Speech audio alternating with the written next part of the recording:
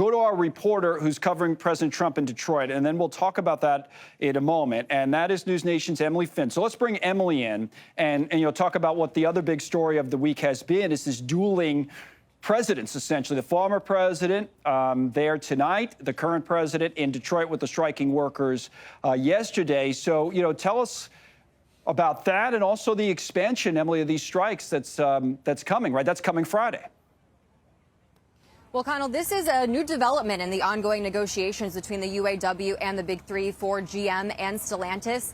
They have indicated that it doesn't look like there's an end in sight for the strike, not anytime soon at least. They're planning to announce at 10 a.m. on Friday the details of their expansion. And this actually marks the second expansion since the strike began on September 14th.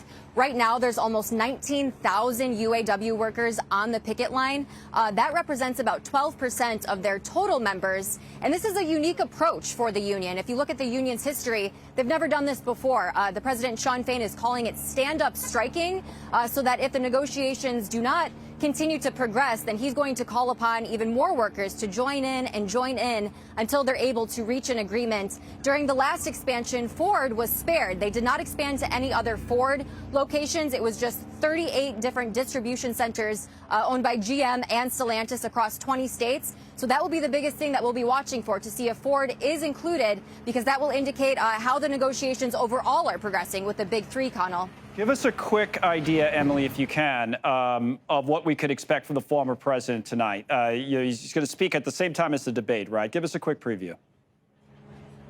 Yes, that's right. He is skipping the second Republican presidential primary debate that's happening in California. He's prioritizing speaking with the UAW workers here instead. And News Nation spoke with one of his senior advisors who told us that electric vehicles is going to be a big focus tonight.